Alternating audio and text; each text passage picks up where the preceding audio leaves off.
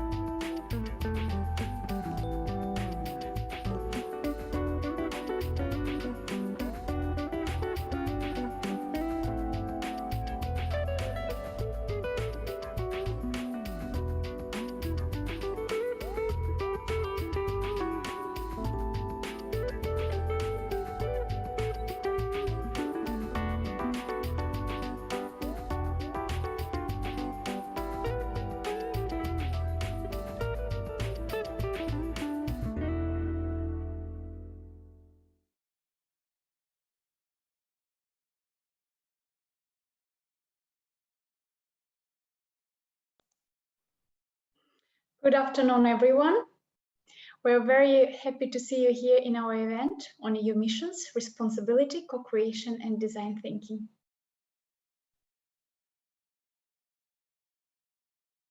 My name is Svetlana Ivanova. I'm a researcher at the Institute for Managing Sustainability, and I worked in Living Innovation project for the last 2.5 years. And it was really an incredible, interesting experience for me. I mainly focused on community building. That is why I'm particularly very glad to see all of you here. And I see a lot of familiar names in the list of participants. We highly appreciate that you're here with us. We run around 20 events in these years, 20 webinars, and I've moderated nearly half of them. And we prepared 10 videos this year with the results of this project. And in our recent communications, you saw the links to see it. Otherwise, you can go to Living Innovation platform and see these videos there.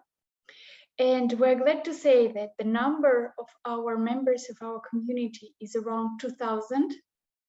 And thank you very much for being active through these years. Particularly, thank you for filling in the questionnaire, which we have circulated before the event. And our keynote speakers have considered your answers for their presentation. They adapted them, focusing on what you're most interested in.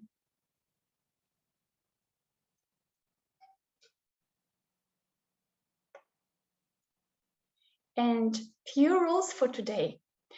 So please use the chat function for the questions. Also, you can actually introduce yourself. I saw that some of you already did. Where are you from? Where are you coming from? And what are you doing? That would be good. We are very curious to know. And during the event, please write your questions in the chat. And lately, your questions will be summarized and addressed in the breakout sessions. So we will not discuss it immediately after the plenary, but we will have smaller discussion groups where they will be addressed, these questions. Please mute yourself unless you speak. This is just because we're a lot. It's almost 120 now, and people are joining. And when you talk specifically in the breakout session, we will be happy to see you. Please switch on your camera if you can, and when moderator addresses you. And if you do not want to be heard or seen, you can also consider following us on YouTube. Someone already have asked in the chat. Yes, the event is recorded, and later you will be able to see it on the platform. You will have all the information, and also the discussion groups will be recorded.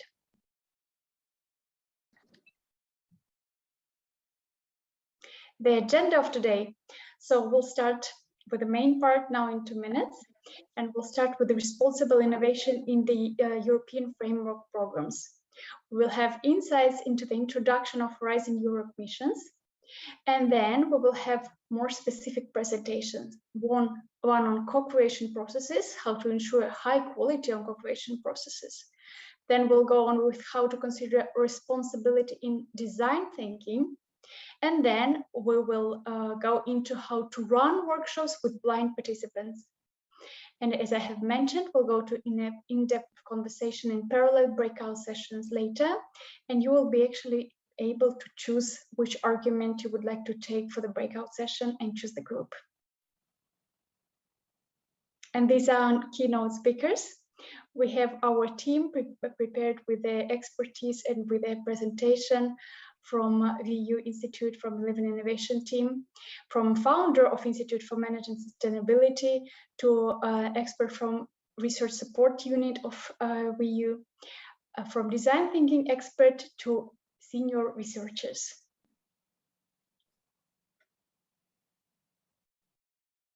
And this is our question to all of you. What do you know about European missions? Do you plan to submit a proposal? Please use the chat box to answer. And I'll give you a couple of minutes for this.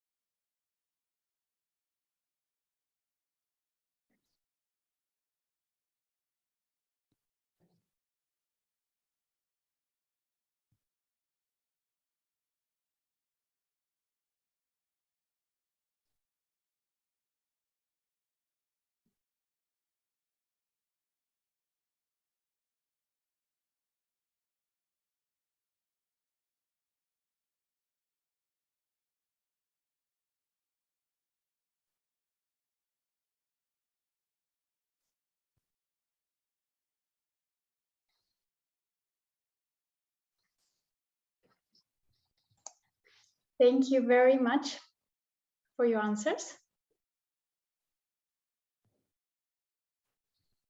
We have big diversity here.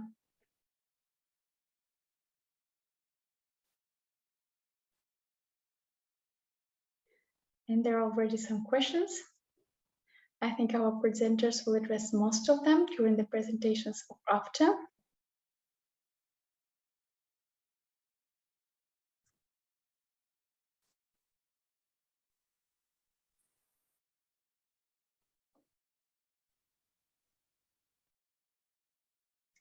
And we'll go to our first keynote presenter, Professor Andre Martinuzzi, founder and head of Institute for Management Sustainability.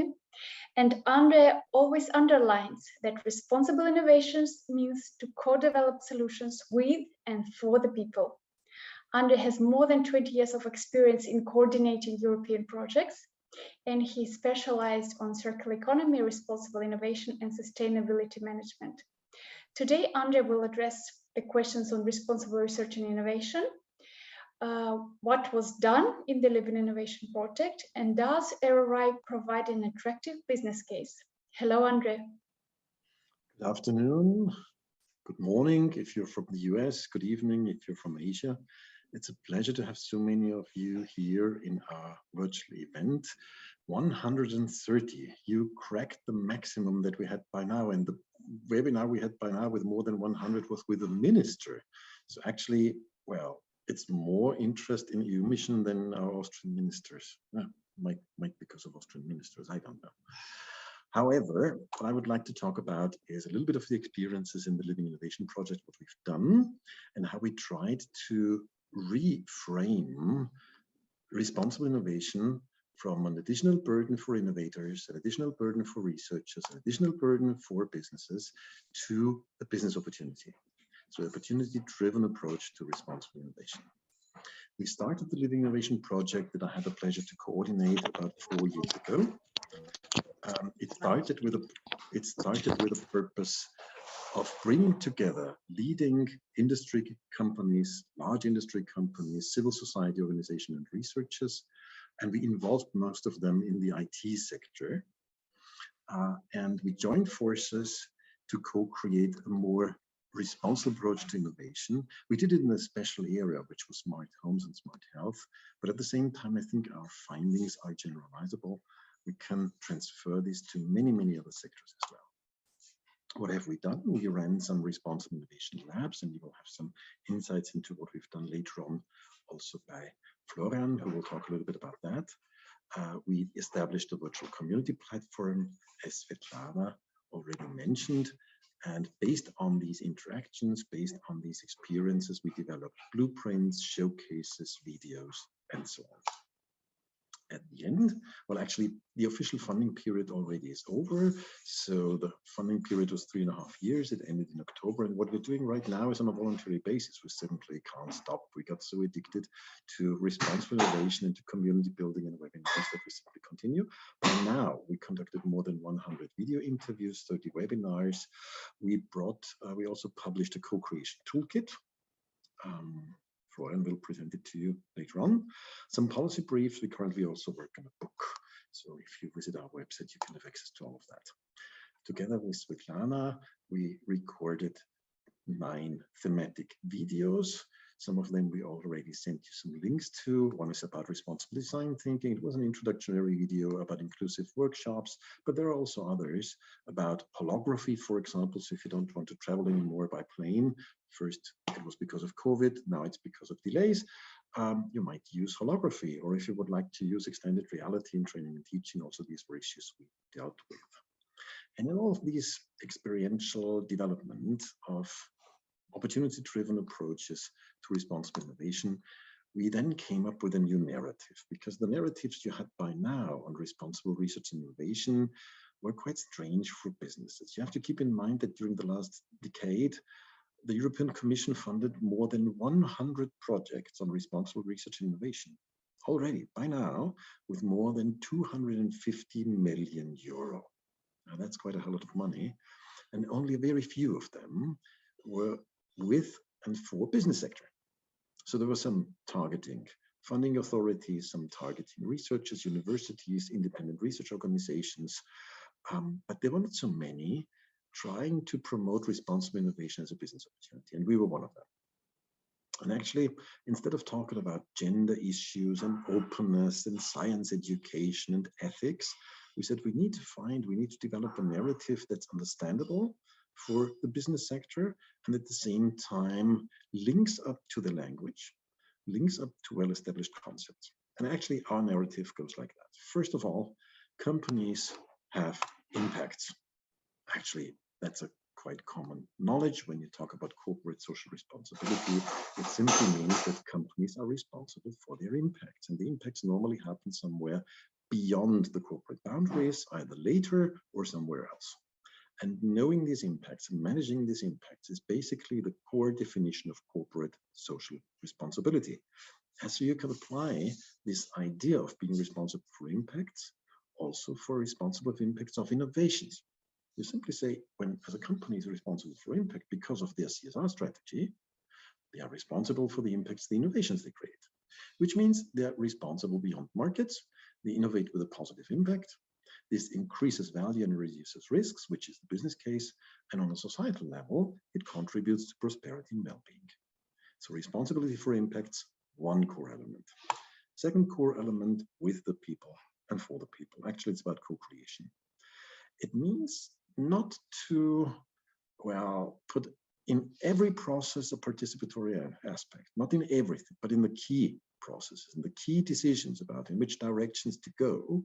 It means to put societal needs central with your innovation activities and to innovate in a truly inclusive manner.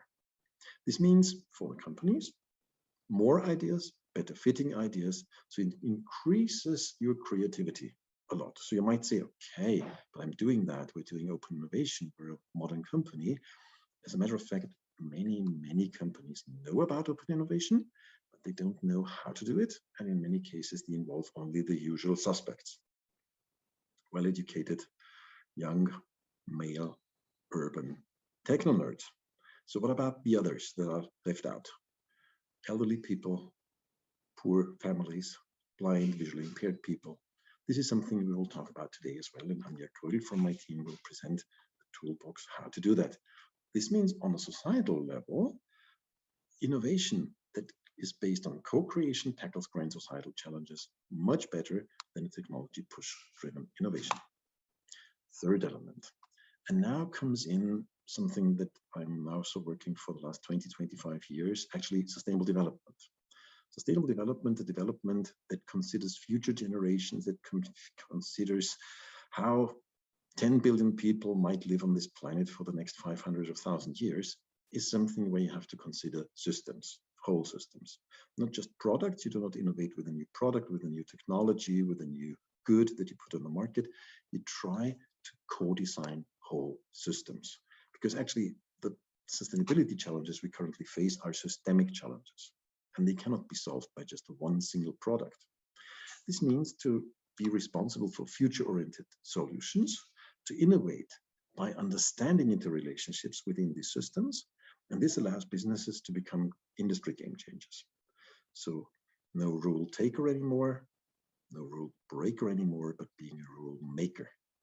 That's interesting, and that's attractive, and that is quite a promise for about future profits. On a societal level, this means to increase societal resilience and sustainability. Putting this together, this is our basic understanding. This is a kind of new narrative on responsible innovation that we think is much more attractive to the business sector than what we had before, the so-called EU RRI keys, for example. So this was my little turn on that, and I would like to hand over to Louis Ulrich, but Svetlana will introduce her first. Thank you, Andre. Thank you very much. And I'll introduce our next speaker, Louis Ulrich. She's from the EU Research Support Unit. And Louis always underlines that the European Union missions are key instruments of citizen science and co-creation. And Louis has 10 years of experience with EU funding. Her specific expertise in ethics and gender aspects of research proposal And today, Louis addressed what EU missions are already underway, what objectives and implementation plans are foreseen, and how our co-creation and responsibility considers in the evaluation of proposals. Hello, Louis. Hi, Svetlana. Thank you so much for the introduction. I hope you can all hear me. Yeah. Yes, perfectly. Perfect. So why am I talking to you? So I'm at the Research Support Office at WU Vienna, and as such, we have extensive expertise both in Horizon 2020 and now the new program Horizon Europe at all levels of the project lifecycle. So that starts with proposal submission, where we can help with understanding the specific requirements of the proposals, proposal writing and checking, and of course the administrative steps that go hand in hand with that. But when we are a coordinator in projects, we also offer onboarding services to newcomers in the program who maybe don't know yet anything about how European funding works or how they should prepare the documents. And when it comes to preparing the financial statements, etc., we have extensive expertise in all of these administrative matters. And so this is something where WU as a coordinator is a really strong partner in European projects. Now, when it comes to the EU mission specifically, those of you who are familiar with Horizon Europe as a program might be really familiar with this graph that you can see here.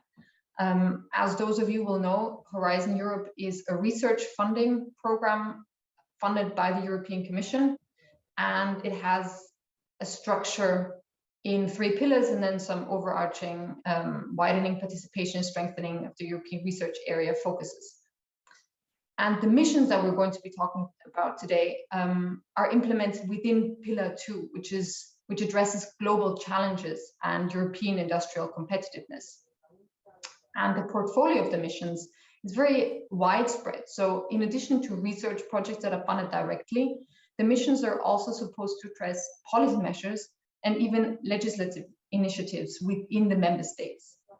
And within Horizon Europe, the missions themselves have a dedicated budget of over 670 million euro. So you can imagine that this is quite a flagship program of the EU. And now, so what are the 5 specific missions? As you can see, all of these missions have been timed to deliver a specific outcome by 2030. And they have been selected through actually a co-creative process where the European Commission asked the citizens and asked experts what the most relevant societal challenges are that should be addressed in this specific format. And the 5 that have been selected are adaptation to climate change, cancer, restoring ocean and waters, climate neutrality in smart cities, and soil health. Those of you who want to know more about the specific objectives can join me later in my specific breakout session where we will talk in some detail about the 5 missions. For each of these missions, the European Commission has published an implementation plan where you can find very, very detailed information about the time plan that the Commission has for each of these, with objectives, budgets, and the governance structure for each of these 5 missions. And every mission is also overseen by a mission board, which is something unique to these missions. And these are boards that people could actually apply for to be a part of. So these are experts or interested people who want to support the EU missions by lending their expertise. And they have been guiding the Commission in formulating what the mission should be and in preparing all of the documents. And these 5 missions as they are now will be running until they are satisfactorily addressing the outcomes that they're supposed to be addressing. And once they are finished, the EU will be proposing new missions.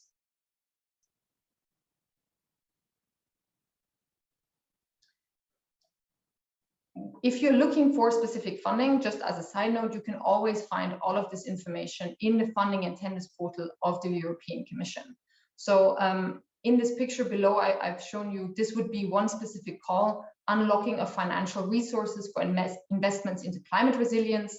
And if you look at the the call number, you can actually see that this is part of the mission statement.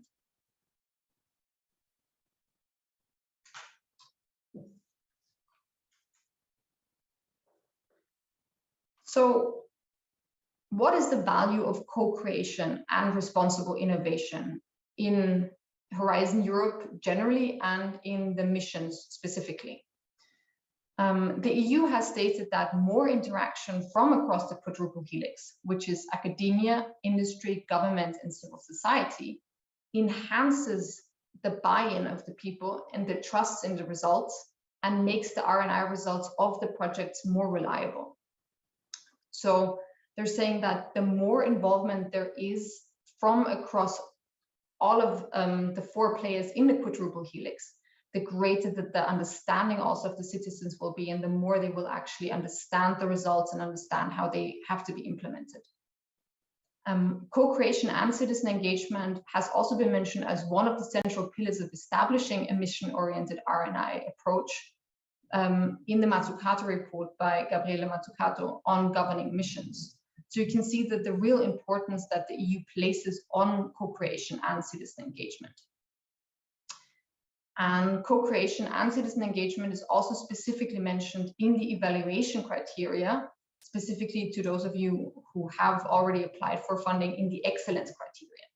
So when proposals are scored by the experts, they will also look at the sharing and management of research outputs and the engagement of citizens, civil society, and end users where this is appropriate.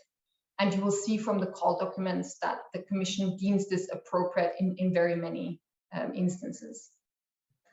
When it comes to responsibility, the EU refers specifically to the do no significant harm principle, which states that economic activities should not make a significant harm to any of the 6 environmental objectives, which you can see here.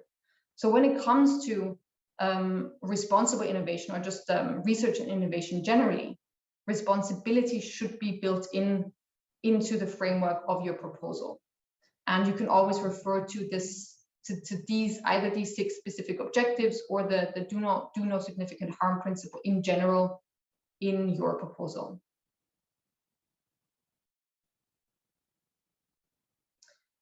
Some further information that you can find on the EU missions can be found on the EU missions website or in the recordings and the presentations of the EU mission info days that were held in May 2022.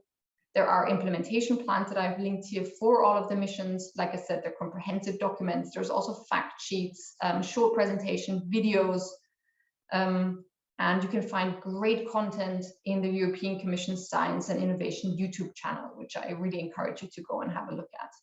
And for any questions that you might have, come to my breakout session later, ask me there. We can discuss what the missions are or any other questions that you might have towards proposal writing or the missions in general. Thank you so much. Thank you very much, Louis. And yes, please write your questions. They will be then addressed in the breakout session with Louis. We can ask there also directly later. And we go to our next presentation with Florian Findler. He's senior researcher at the Institute for Managing Sustainability.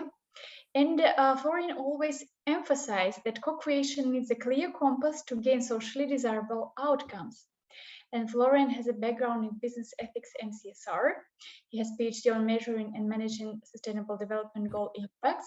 And currently he's working on a book on responsible innovation strategies. Hello, Florian. Hello, Svetlana. Thank you very much for my introduction. So what I want to talk about in the next 10 minutes with you is about our experiences with co-creation workshops and co-creation processes in the Living Innovation Project. So I will focus on quality criteria, also a little bit on success factors, and I will give you an overview about different tools we applied and used during the workshops. So as Andre already mentioned, our understanding of responsible innovation comprises 3 different pillars. And one of these pillars is co-creation. And the co-creation pillar highlights the participatory character of responsible innovation processes.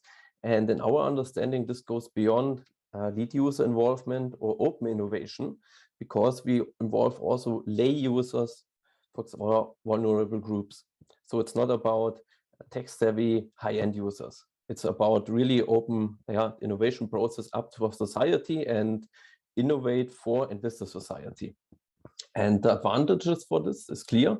First, for the society, it provides citizens with the opportunity to having a say on their needs, also on products and on innovation agendas of businesses. And for the businesses, it leads to better results by including the societal knowledge and also the ideas and capacity from citizens. And basically, co-creation means that companies and users work together, and users have an active role in this collaboration in the innovation process. And this requires a participatory understanding of creating innovations. And this differs from the common industrial practices or from the usual design, which is focused on designing for users, producing products, and seeing users as customers and future buyers of your products. This is really about involving them in the process of innovating. And key for co-creational innovations is a clear compass and how to gain societal desirable outcomes. And clear compass, you can break it down. A clear compass, helpful for your clear compass are success factors, quality criteria, and of course, methods. Quality success factors and quality criteria that help you to put co-creation into practice, and also methods that support creative problem solving. And this means that the methods have to enable the understanding of people's needs. So business have to gain a real understanding of the needs of the people. And then it's also necessary that methods enable businesses to match those needs with new services, products, and technologies. And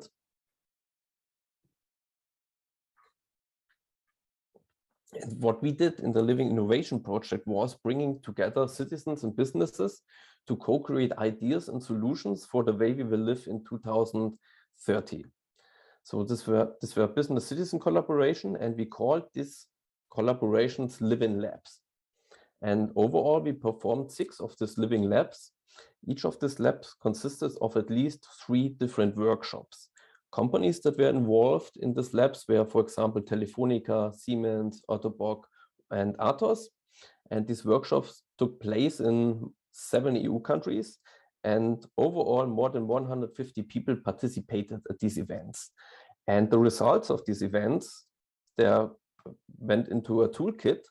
The toolkit is you can download it on the Living website, and toolkit includes all of our experiences we did during this Living Labs. It provides you with guidelines for starting, running responsible innovation processes and co-creation processes, and also an overview of tools to engage with co-creation and design thinking. And right now, as a small outlook, we are elaborating these toolkit in more detail and going to publish it in a book chapter in a book I'm editing together with Andre Martinuzzi and Alexander Graf.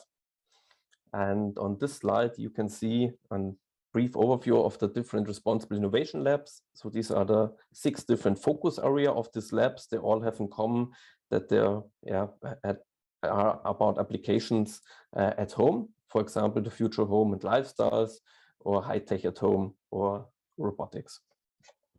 Okay. Then important success factors. We can divide the success factors in the time before the start of the workshop or the co-creation process, and success factors during the process. So before the start, what do we have to consider? You have to develop a clear idea of the goals and expected outcomes. So be clear about your goals.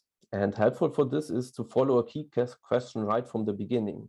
And this key question can help you to frame the entire workshop and also the structure of all the steps which are part of the co-creation process and the workshops.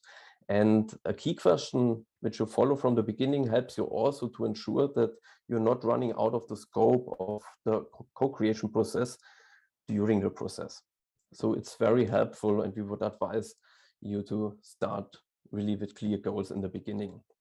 Then second, what is also really important is the purpose of involving users. So be clear about the reason why to invite users. Is it about collecting ideas? Is it just about opinion polling? Is it about advice seeking? Or do you really like to get them engaged in a co-creation process. And the users you select, of course, have to fit to this purpose. Because if they do not fit to the purpose and don't match the workshop scope, of course, it will lead to a big disappointment among the participants. So be clear about this. And third, you need a clear mandate of the users, and this mandate must be clear from right to start on. So when I talk about mandate, I mean decision-making. So is it just about consultancy, or is it about co-decision-making? So in the case, if it's about co-decision making, you have to be clear that the people involved are also part in decision making. So they can also take really part into, make decisions about what ideas should be developed and what ideas should not be developed. And fourth, of course, it's important to have a realistic timeline right from the start on, and that you also have a budget for example, reimbursement of travel costs and for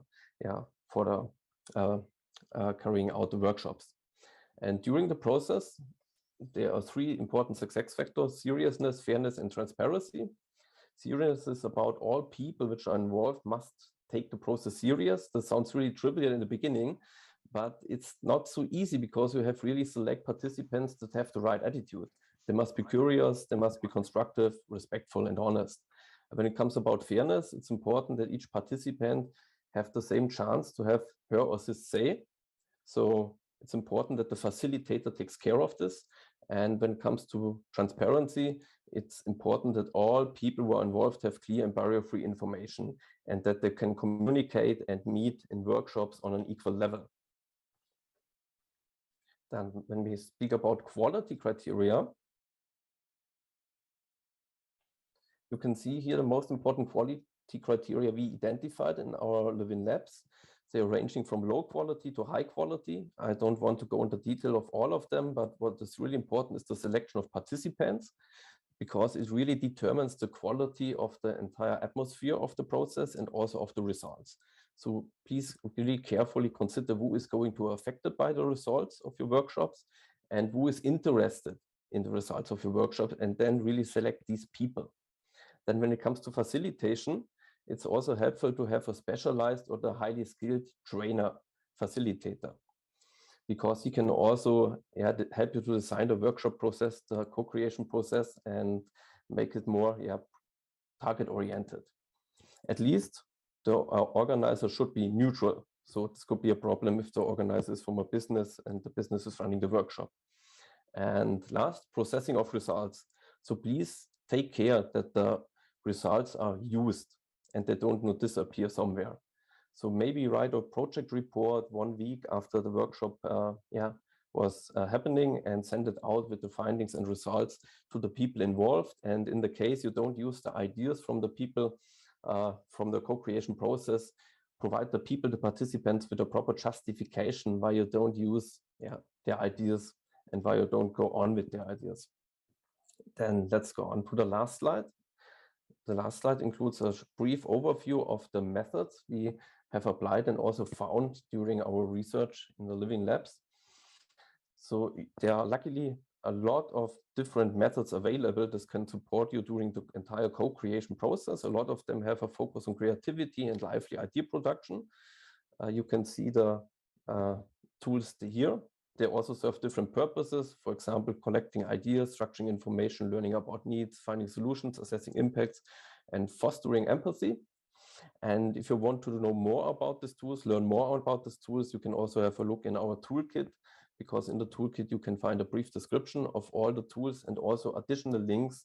You can find more detailed information about all of these tools. And to sum up, what we learned, on the one hand, responsible innovation co-creating is demanding because it involves stakeholders and societal perspective. And this goes beyond the regular product and service development in businesses. But on the other hand, co-creation offers great opportunities, for example, to directly address citizens and user needs, and offers therefore advantages for both industry and society. So thank you very much. If you have any questions, you can ask them in the breakout session later.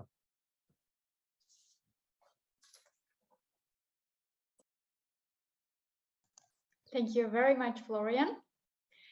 And we are ready for our next presentation. with Ursula Kopp. She's design thinking expert, and she has MBA in mediation, and she facilitated more than 150 workshops on national and international level. Ursula usually states that we integrated key aspects of responsibility and sustainability into design thinking with a sound scientific basis. Hello, Ursula. Hello, thank you very much for introducing me. It's a pleasure to be part of this webinar, and it's good to have you here. Yeah, I've been a facilitator of multi-stakeholder dialogues for the past 20 years. And over the past 6-7 years, I've focused more on innovation in the field of sustainable development and on the facilitation of design thinking processes. So my presentation today will look at the aspects that are highlighted in red here on the slide that you have seen before. In order to turn from an ordinary design thinking process to a responsible design thinking process, as we would like to call it, 3 main aspects need to be integrated into the methodology. The societal needs, that's what we think, not just the user needs or financial aspects, but the societal needs as a whole. We think a systemic approach has to be considered in order to get a wider perspective and understand the interrelations of what we are doing and the impacts. How does our product or service influence not just our customer, but also the whole society and nature? Before I go into the details of how we changed the design thinking process, I would just like to say a couple of sentences about design thinking. You might be very familiar with this, but maybe not that much. Design thinking is now a well-established innovation model, applicable both for designers and non-designers. It became known in the early 2000s, and there are schools like IDEO or Stanford Design School, or Hasso-Plattner Institute or IBM, who made it a famous methodology that has been used in several industries, business cases, and so on and so on. An ordinary design thinking process usually consists of certain iterative phases. There can be 4 to 6 phases named differently, but we use this 6-phase model here to show you. And they have all in common that they have a problem space and a solution space. In a conventional design thinking process, the aim of the problem space is to understand the issue and to empathize user needs, and then to define the core problem that needs to be solved through this innovation. At this point, everybody who's involved knows so much about the challenge and the aspects that they can decide whether the original challenge can be confirmed, or it has to be reframed because people found out something else about the issue and the problem. And this is then followed by the solution space, where you deal with ideas and solutions. So the first part is the ideation. There, as many as possible new ideas are created by using creativity techniques. And then the most promising ideas are selected and developed further. With prototypes, sometimes rapid prototypes, using simple materials, the ideas can be tested quite quickly with different user groups. It's a rather quick and iterative method that has brought many interesting ideas in various fields. In any of these phases, it's possible to go back to another phase if that seems to be important and of help. So when dealing with societal problems of our time and the responsibility for ecological impacts, design thinking in its current forms has some shortcomings, we think. There is some danger that it only deals with the user needs, the technological and the financial issues, and it could have a too narrow view on the problem lying behind and leave out larger societal and the systemic context. So that's why we had a closer look at how this design thinking process could be changed maybe, or could maybe be useful for the things we want to do. So there are 2 main approaches of how this could be changed. One is that a design thinking process in the way it is now could be used to solve sustainability problems. That would be using it in the same way as always. And the other approach would be to make the design thinking process itself more responsible and sustainable. And that's what we were aiming at, and that's what we tried in different projects. And I would like to tell you now what we found out and how we think the design thinking process could be changed rather easily into something very useful for sustainability issues. Okay.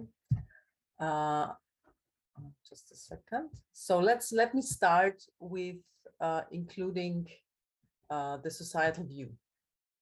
Responsible innovation means to focus not only on the novelty of a product and the benefits for the users, but also take into account like grand societal challenges, like they are addressed, for example, in the UN Sustainable Development Goals, as well as other main societal trends such as demographic change or so.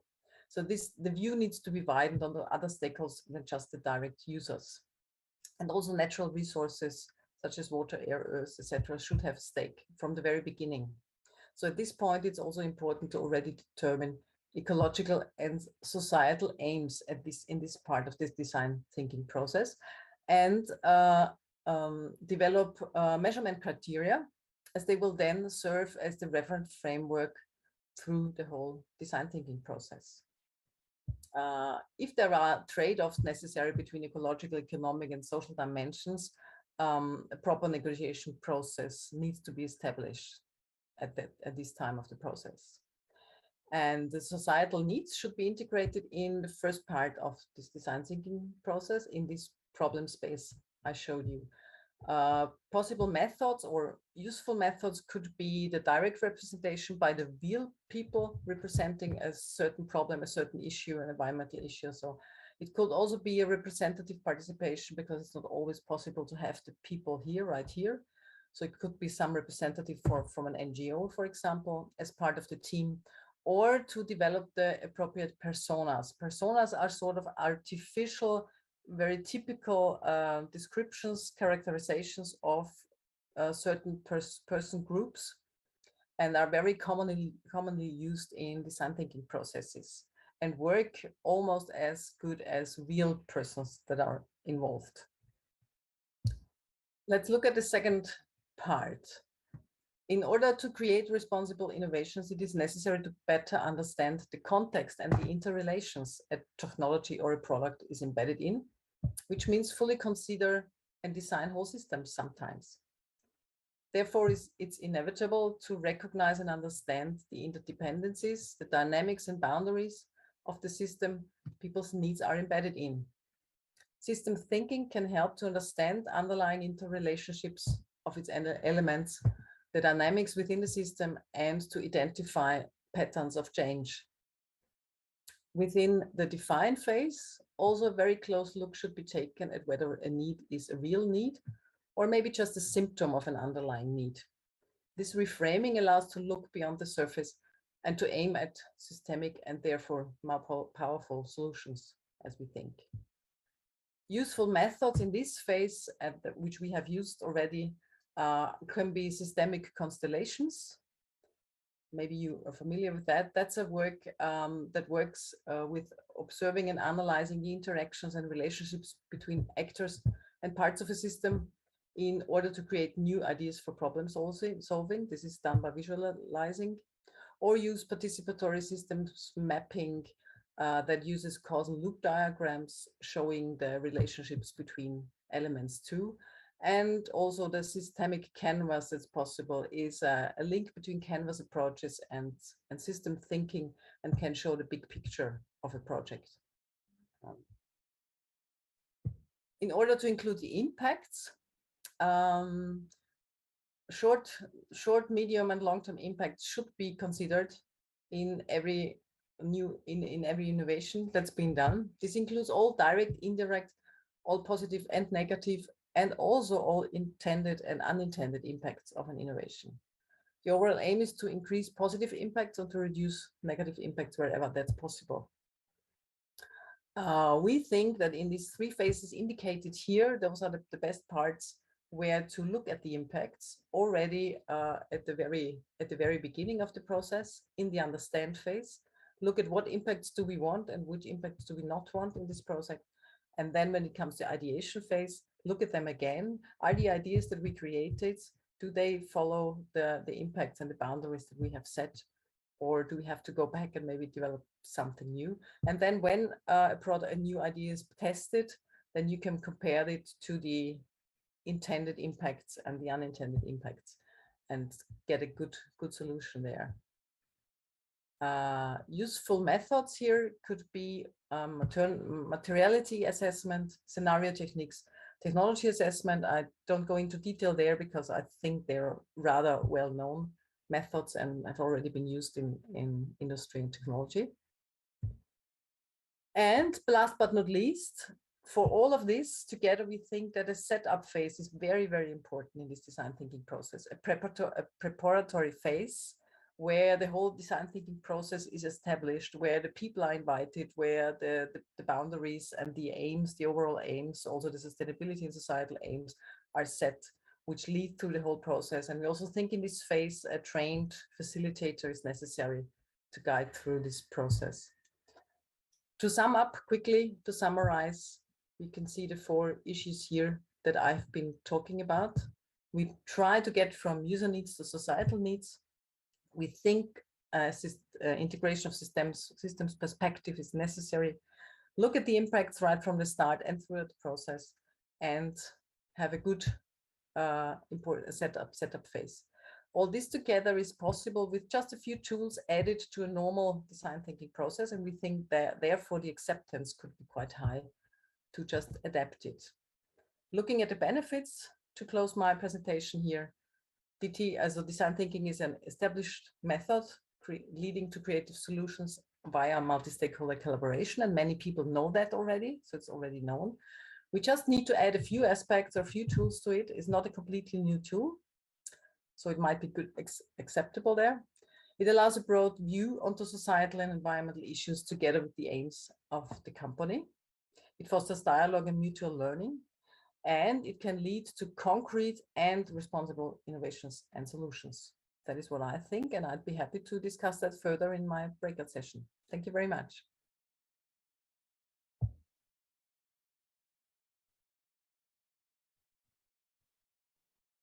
Thank you very much, Ursula.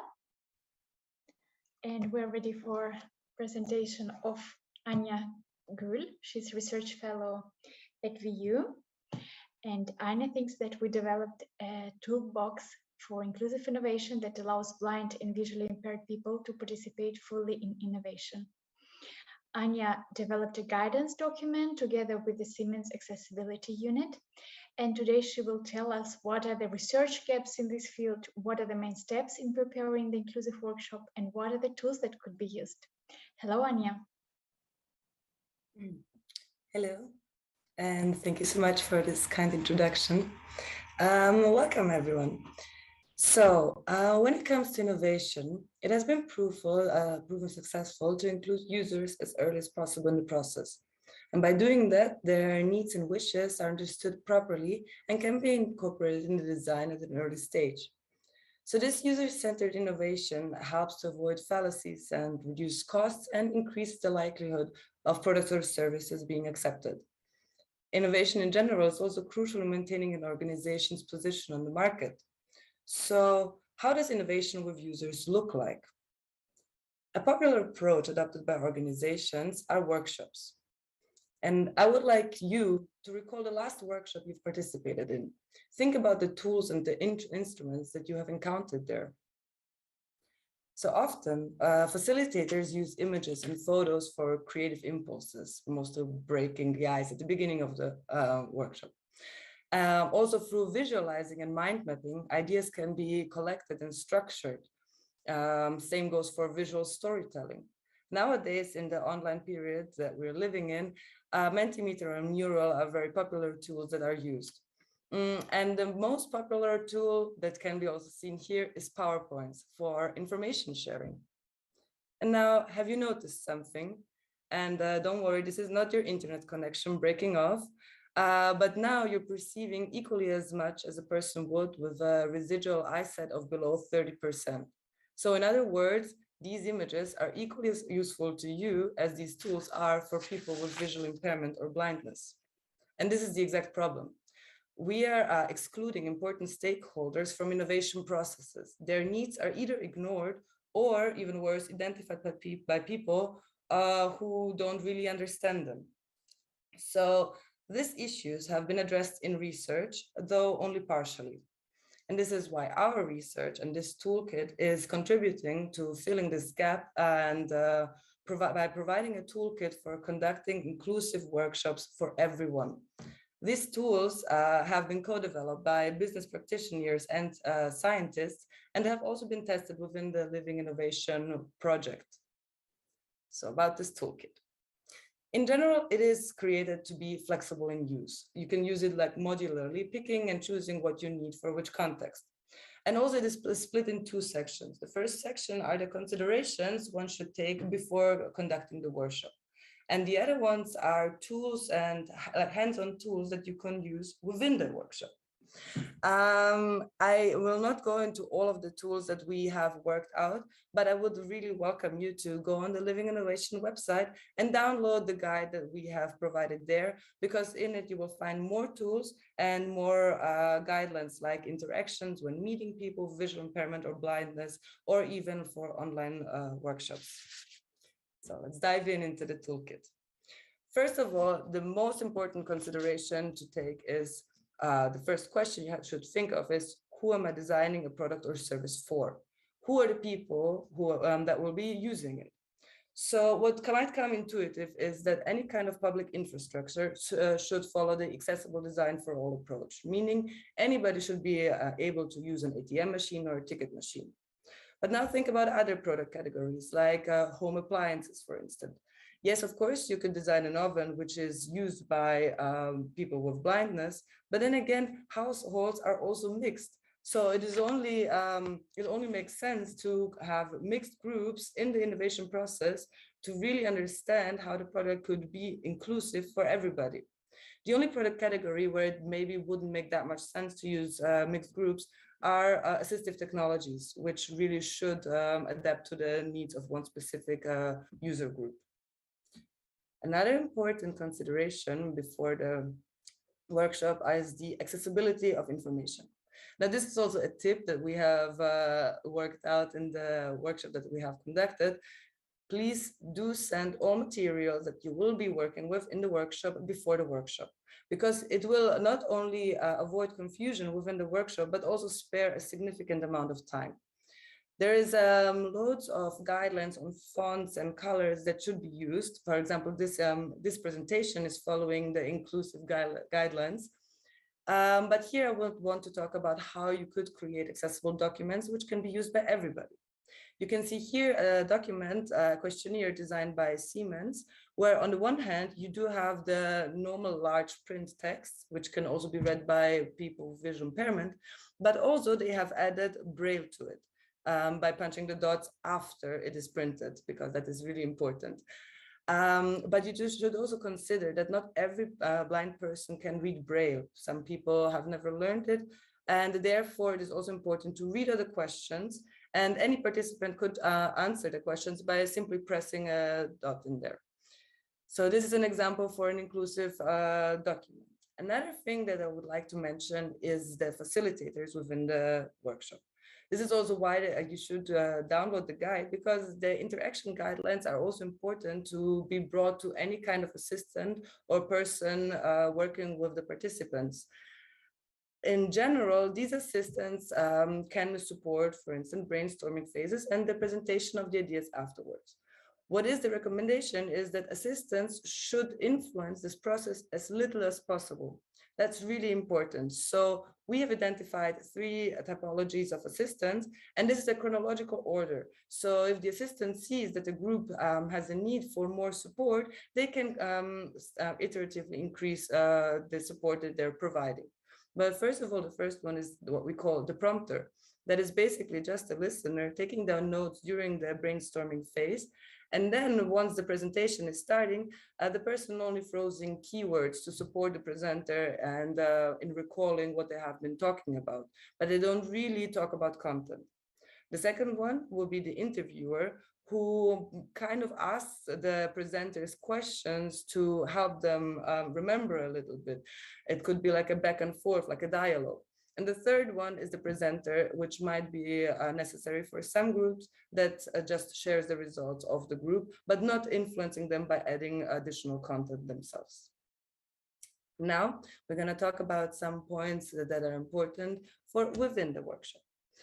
For instance, people with blindness sometimes do struggle with spatial orientation. In these cases, using 3D models is a great way to show them buildings or floor distributions and maps and figures. So 3D models can also not only be used in architecture, but in combination with assistive technologies. You can use them in different contexts.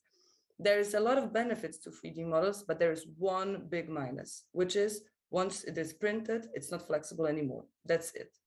And this is why within the workshop, we've tried another tool in designing a product, and these were building blocks.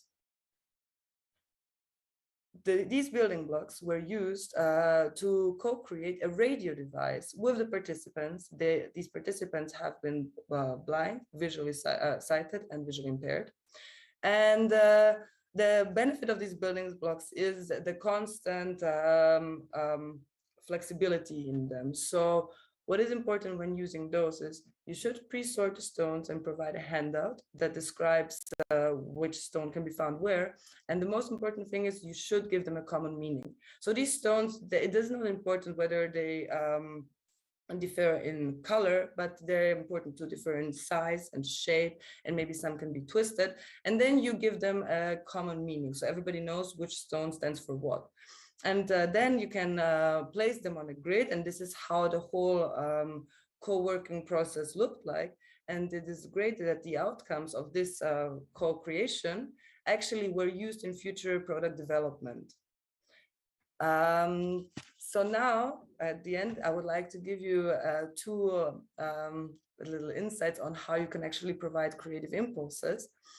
So there is, since you can't use visual input, you could use touch, any kind of touch. And what is also important to note here is you don't have to abandon all traditional tools that you have been using so far, but just rethink them and redesign them. For instance, for brainstorming, people often use cards, and you can still use those, but use cards with highly contrasting colors, or cut the edge at the end so everybody knows what's up and down, and emboss characters in them so people with blindness can also understand what is on the cards. Or you can still do creative and quick sketches. You just need tactile foils, which then are tangible, so the sketches are actually understood by everybody.